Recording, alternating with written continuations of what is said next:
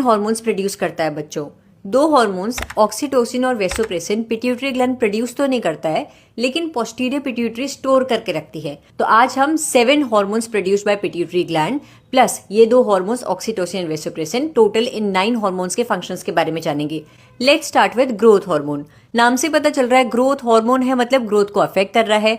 वो हार्मोन जो कि हमारी बॉडी की ग्रोथ के लिए रिस्पॉन्सिबल होता है, ग्रोथ हार्मोन कहलाता है। लेकिन बच्चों, अगर बच्चों में ना ग्रोथ हार्मोन्स का ओवर सिक्रीशन हो गया तो एक कंडीशन हो जाती है जिसे हम कहते हैं जाइगैंटिज्म। और अगर मिडिल एज में आकर ओवर सिक्रीशन हो गया ग्रोथ हार्मोन का, तो जो कंडीशन क्रिएट होती है उसे कहते हैं एक्रोमेगेली। अगर इस ग्रोथ हार्मोन का अंडर सिक्रीशन हो जाए, इनसफिशिएंट अमाउंट में ग्रोथ हार्मोन प्रोड्यूस हो, तो ड्वार्फिज्म हो जाता है बच्चों। प्रोलैक्टिन हमारी मेमोरी ग्लैंड्स पर एक्ट करता है और हमारी मेमोरी ग्लैंड्स की ग्रोथ और मेमोरी ग्लैंड्स में मिल्क की फॉर्मेशन को स्टिमुलेट करता है। Thyroid stimulating hormone thyroid gland पर एक्ट करता है और थायराइड ग्लैंड के अंदर synthesis and secretion of thyroid hormones के लिए रिस्पॉन्सिबल होता है। एड्रिनोकॉर्टिकोट्रोफिक हार्मोन, ये हार्मोन हमारे एड्रिनल कॉर्टेक्स पर एक्ट करता है and it is responsible for stimulating synthesis and secretion of steroid hormone such as glucocorticoids from the adrenal cortex. LH और एफएसएच हमारे गोनाड्स पर एक्ट करते हैं, टेस्टिस और ओवरीज पर एक्ट करते हैं, इसीलिए इन्हें गोनाडोट्रोफिन्स भी कहा जाता है बच्चों। मेल्स में जो एलएच होता है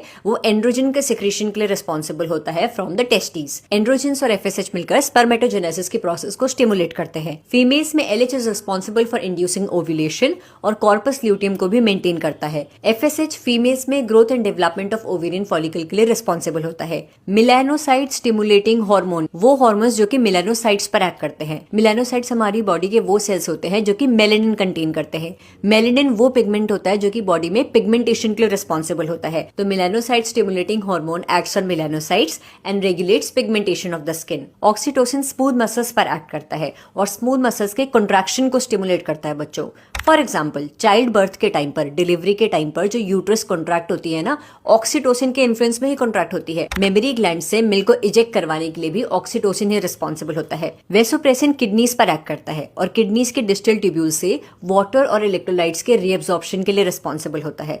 अब क्योंकि वाटर और इलेक्ट्रोलाइट्स का रीएब्जॉर्प्शन हो रहा है तो बॉडी से वाटर लॉस प्रिवेंट हो जाएगा, यानी कि जो ये वेसोप्रेसिन है diuresis, loss of water from the body को प्रिवेंट कर रहा है। इसीलिए वेसोप्रेसिन को एंटी डायूरेटिक हार्मोन भी कहते हैं बच्चों। इस एंटी डायूरेटिक हार्मोन की अगर बॉडी में इनसफिशिएंट प्रोडक्शन हो या फिर इनसफिशिएंट अमाउंट में ये रिलीज हो तो फिर हमारी बॉडी से वाटर लॉस ज्यादा होगा, डायूरेसिस ज्यादा होगा और एक कंडीशन कॉज हो जाएगी जिसे कहते हैं डायबिटीज इंसिपिडिस। इन सारे हार्मोन्स के फंक्शन समझ आए तो वीडियो को लाइक जरूर करिएगा और इसी तरीके से एनसीईआरटी बायोलॉजी के हर एक टॉपिक को शॉर्ट्स की फॉर्म में समझने के लिए stay tuned to biology eighties.